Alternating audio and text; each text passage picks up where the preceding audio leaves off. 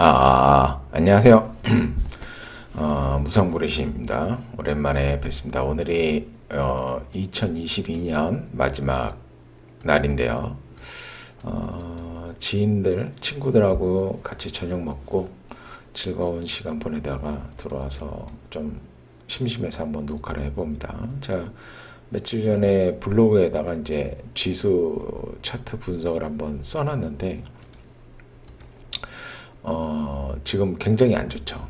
분위기가, 시장 분위기가 안 좋고, 그, 미장을 보더라도, 등락 그 변동폭이 상당히 심합니다. 그런 이유는 뭐냐면, 약간 갈피를 잡기가 어렵다. 뭐 그런 거죠. 그리고, 현재 금리가 계속 인상 중이잖아요. 금리가 인상 중이기 때문에, 금리가 자산 시장에 엄청난 영향을 주는데 이게 인상 중이기 때문에 당연히 이제 자산 가격이나 가치는 하락할 수밖에 없다. 그래서 이러한 지수 차트 흐름이 보이고 있고 지금 인플레이션을 잡기 위해서 연준이 이제 급격하게 금리를 올리고 있잖아요. 그래서 어젠가도 미장이 여기 보면은 미장이 이렇게 살짝 반등을 했습니다. 다우는 좀 그렇고 S&P 보면 이렇게 반등을 했죠. 그 여기서 이제 그 음봉 그렸다가 다시 반등을 했는데 이게 지표가 또 뭐 안 좋게 나왔죠. 그러니까 실업 수당 청구 건수가 증가했나 아마 그럴 거예요. 그것 때문에 이제 그 반등을 했는데 이게 반등으로 이어갈지 안 갈지는 알 수는 없지만 제가 봤을 때는 지금 이제 그런 상태입니다. 인플레를 잡기 위해서 인플레가 올라가니까 잡기 위해서 금리를 급격하게 인상 중입니다. 그래서 이제 결국에는 인플레가 잡힐 거예요. 근데 인플레가 잡히면은 이게 경기 침체로 간단 말이죠. 경기 침체. 경기 침체로 가면 일단 투심이 죽고 기업들 투자도 안 하게 되고 투자도 안 하게 되고 그러면 매출이 떨어지게 되고 매출이 떨어지면 이익도 떨어지게 되고 그러면 주가도 떨어지게 되고 결국은 그렇게 되면은 이제 이런 논리로 가다 보면 반등하기가 결코 쉽지 않다. 그래서 이렇게 미장이 급반등이 나와도 그거를 이제 뭐랄까요 뭐 이렇게 신뢰하기 어렵다. 신뢰하기 어렵다. 그렇게 보시면 될 것 같아요. 그래서 기술적 분석을 해도 이전 고점이 여기잖아요. 그렇죠? 여기서 봤을 때 요까지는 봤을 때 이전 고점이 여기고 여기가 그 지지 저항점이잖아요. 정확히 여기서 반등을 했고 떨어지고 나오고 여기서 개파락이 나왔기 때문에 이 부분이 중요한 지지와 저항점이 됩니다. 그래서 주가가 여기서 떨어졌기 때문에 이렇게 반등할 때 이 저항을 맞고 이렇게 또 떨어지는 거예요. 근데 여기서 다시 한번 이렇게 반등을 노렸지만 뭐 돌파하지 못했죠. 그래서 제가 항상 상승 추세는 이렇게 저점이 높아지고 고점이 높아지는 게 상승 추세다. 그렇죠? 반대로 저점이 이렇게 낮아지고 고점이 낮아지는 게 하락 추세다. 이렇게 돼 있잖아요. 그러면 얘가 이제 이 상태에서 여기가 여기가 중요한 저항점이죠. 주가가 밑에 있기 때문에. 근데 이제 여기서도 여기를 깼단 말이에요. 그러면 이제 여기도 밑으로 내려왔기 때문에 여기도 이제 개파락이 나서 중요한 여기가 저항점이 돼요. 근데 여기는 뚫고 올라갔단 말이에요. 그쵸? 이렇게 뚫고 반등을 했단 말이에요. 그러면 이제 추세 전환을 예상해 볼 수 있다. 뭐 이제 그런 생각을 할 수가 있어요. 그래서 이제 여기서부터 여기까지 상승한 거에 대한 조정이 나왔고, 그리고 여기 이제 중요한 저항점이 있기 때문에 조정이 나왔고 이제 다시 이렇게 반등이 나왔잖아요. 반등이 나왔을 때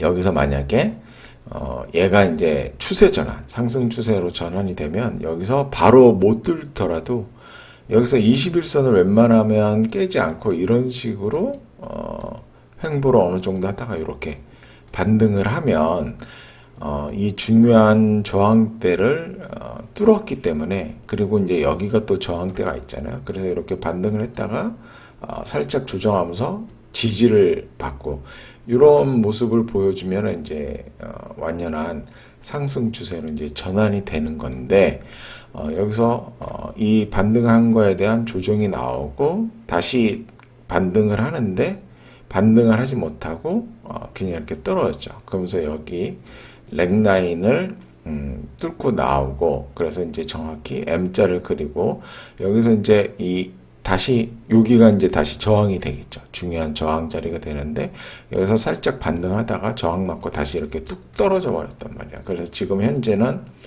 완연한 하락 추세다.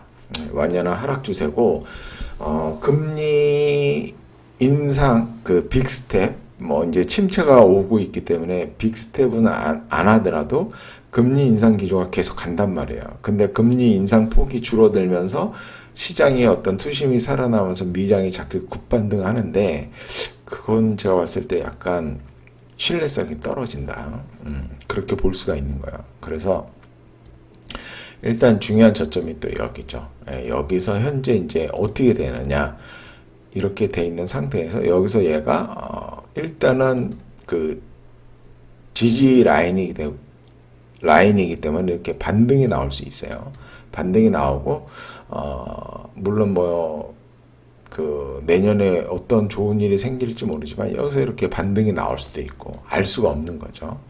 그러면 일단은 하락 추세란 말이에요. 전체적으로 하락 추세고, 여기서도 정고를 못 넘었기 때문에 하락 추세고, 그렇기 때문에 이제 지켜봐야 되는 거죠. 지켜봐야 되는 거고, 여기서 반등을 해서 안 깨고 이렇게 올라갈 것이냐, 아니면 그냥 쭉 떨어졌다가 여기 저항 맞고 다시 떨어질 거냐, 이제 시나리오가 이렇게 되는 거죠.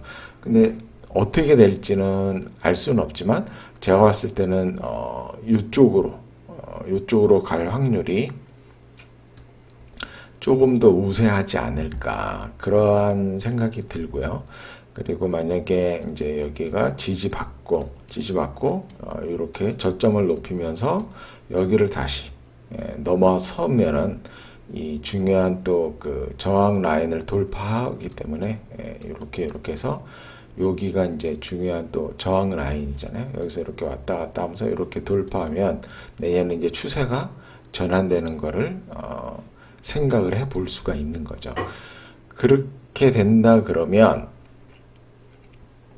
이 돌파하는 이 지점에서 쌍바닥을 만드는 이 지점에서 이 부분이 매수 타점이 되는 거죠. 그리고 여기를 중요한 라인은 돌파할 때가 또 매수 타점이 되는 거고, 매수 포지션은 이러한 그림을 그릴 때 잡을 수 있다고 보고요. 이제 매도 포지션은 현재는 매도 포지션을 잡고 있는 게 유리하죠. 왜 유리하냐면 시장이 하락 추세이기 때문에 그래요. 그래서 만약에 이렇게 떨어졌다가 이렇게 반등했다가 다시 이렇게 이제 떨어질 때 보면은 이 라인을 또 돌파할 때 여기가 이제 매도 타이밍이 되는 거고, 여기 돌파할 때도 매도 타이밍이 되는 거고, 여기 이렇게 조정 나올 때 여기도 분할 매도로 타이밍이 되는 겁니다. 이 구간이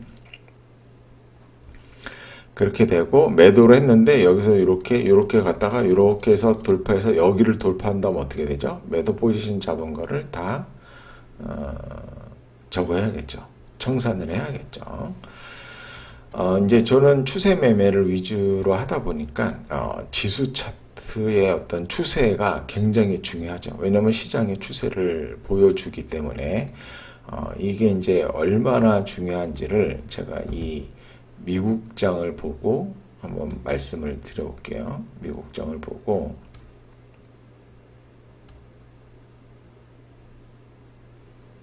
이렇게 보면 이제 다른 거 보지 말고 이 다우로 봅시다. 다우로 보고, 뭐 이거는 중요한 게 아니고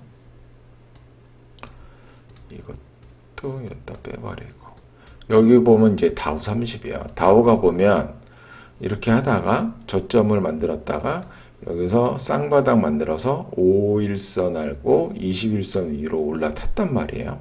그러면은 얘가 어떻게 보면 이 10월 1일부터 이때부터 이제 추세가 전환이 되죠. 단기 상승세가 됐단 말이에요. 그러면 이제 애플도 보면 애플도 이제 10월 달로 볼게요. 10월 1일 이때가 이제 똑같은 날이에요. 지금 현재까지 보면은 다우는 이렇게 쭉 상승을 했는데 애플도 이 부분에서 5일선하고 21선 위로 올라 골든 크로스를 탔는데 궤적이 안 좋죠. 다우하고 다른 모습을 보여주고 있죠. 그거는 이제 애플 판매량이 감소하고 있고 중국의 어떤 셧다운 이런 문제 때문에 그런 거고, 두 번째 종목이 암젠입니다. 예, 지수가 이렇게 상승 추세로 바뀌니까 똑같죠, 모양이.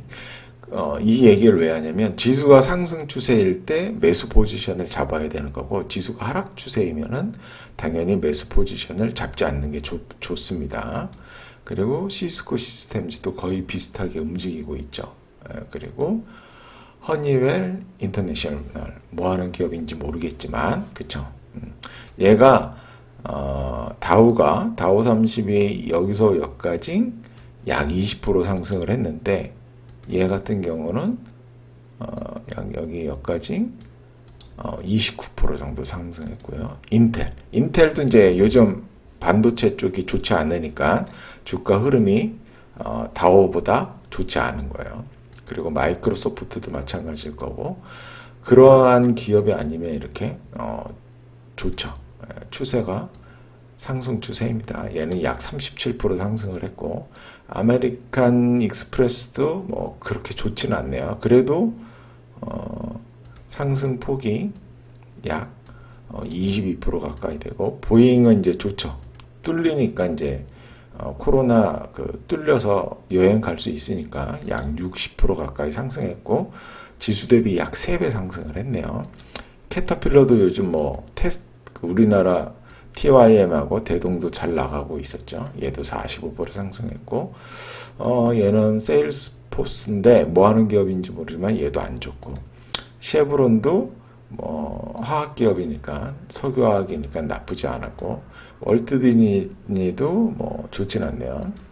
다우 화학 기업이죠. 얘도 조금 상승했고, 골드만삭스 은행은 당연히 뭐 나쁘지 않으니까 30%, 홈디포, 예, 요것도 약 28%, IBM이 생각외로 엄청나게 상승을 줬네요. 존슨앤존스도 상승을 했고, JP모간도 적지 않은 상승이 나왔고, 코카콜라도 보면 18%, 맥도날드도 여기까지 21%, 3M은 뭐 상승폭이 크지는 않지만 그래도 지수만큼은 상승했고, 머크 저거죠? 제약기업이냐? 약 30% 상승했고, 나이키도 약 40% 가까이 상승했고, 프록트앤갬블도 LG생활건강은 개박살 났는데 얘는 25% 상승했고, 이렇게, 그쵸? 네, 이렇게 했고, 얘도 뭐 그렇게 뭐 좋지는 않네요. 박스권 안에 갇혀 있는 상태고, 비자도 뭐 상승폭이 나쁘지 않고, 보면은, 그쵸? 보면은 승률이, 그쵸? 30개 종목인데 지금 지수보다 오르지 못한 게 애플 하나, 그리고 애플 하나, 인텔 2개, 마이크로소프트 3개. 이거는 그래도 요거는 뭐 지수만큼 올랐으니까 3개, 요거 4개, 5개, 요거는 몇 프로 올랐어? 요것도 올랐고 지수만큼.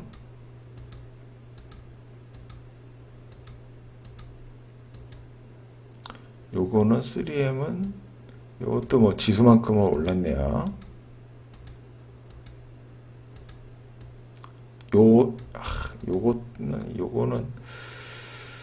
요거는 못 올랐다. 6개. 비자는 뭐 괜찮게 올랐고, 버라이즌 7개. 30개 중에 7개가 지수보다 좀 약했어요. 그건 몇 프로야? 약 23%네요. 그쵸? 그러면 지수가 이렇게 상승 추세일 때 내가 무작위로 골라도 약 77%의 확률로 주가가 상승한단 말이에요. 그쵸? 그러니까 우리나라 지수도 차트 어디 갔어? 이렇게 지금 우리나라 차트도 여기 보면 요 구간 있잖아요. 요 구간. 다우도 이 구간에 10월 초부터 올랐으니까 우리나라도 이 구간에는 종목들이 많이 올랐어요. 많이 올랐고 다시 이 구간이 되면서 이제 많이 떨어지고 있잖아요. 그러니까 추세 매매를 한다 그러면 뭐 추세 매매 대가들이 항상 강조하는 게 있죠. 지수가 상승 추세일 때만 해라. 추세 자체가.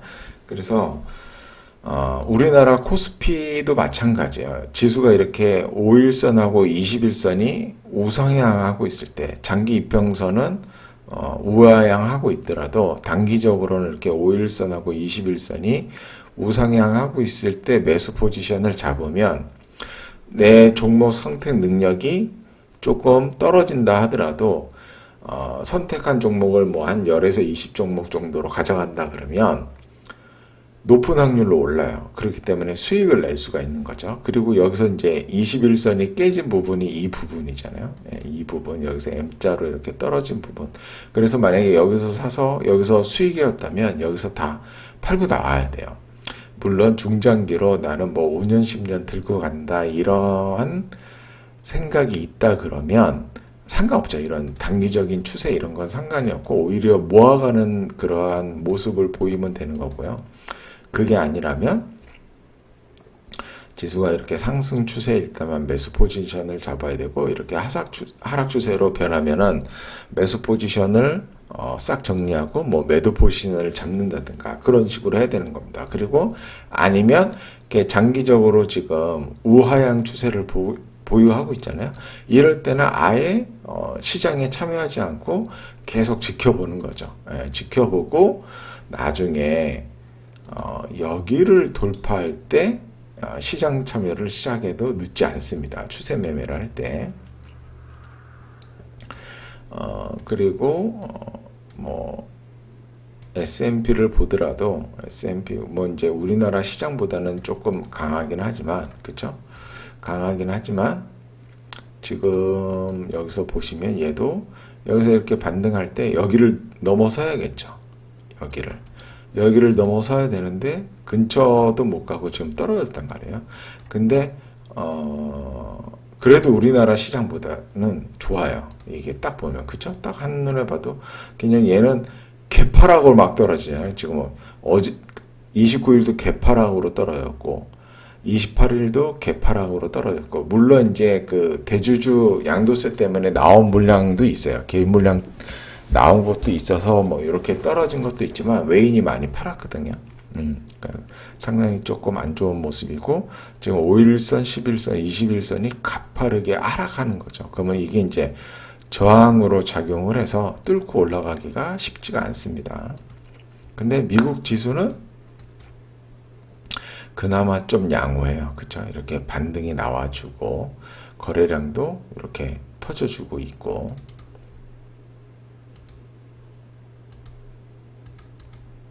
거래량도 터져주고 있고 한데 이렇게 좀 이런 음봉 거래량이 더 많죠. 그러니까 좋은 모습은 아니에요.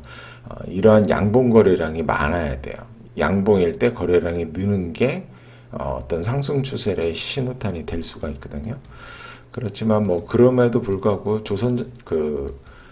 코스피보다는 상당히 양호하다.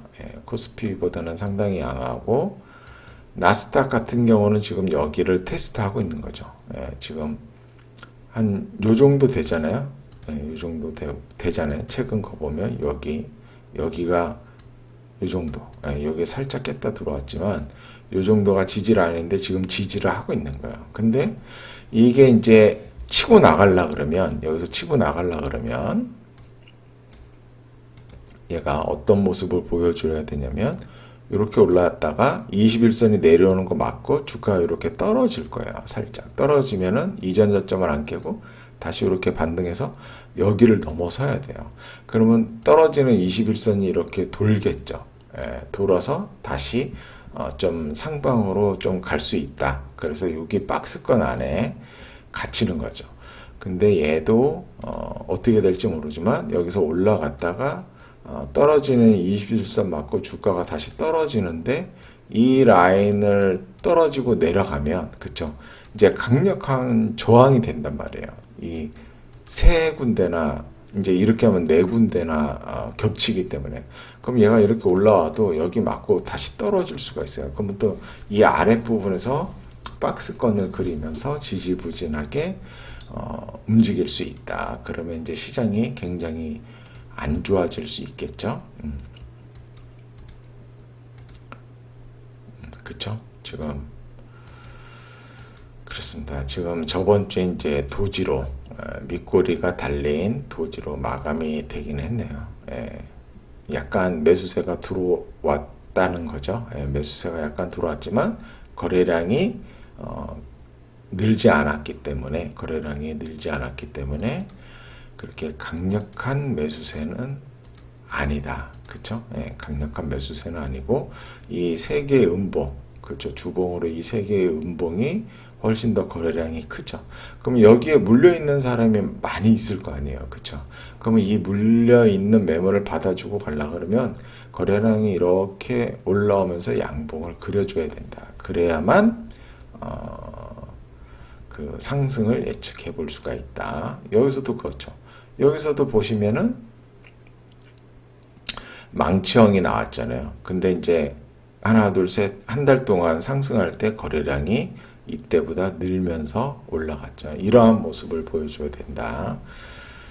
그래서 오늘 드리고 싶은 말씀은 지금 지수가 굉장히 하락 추세이기 때문에 굳이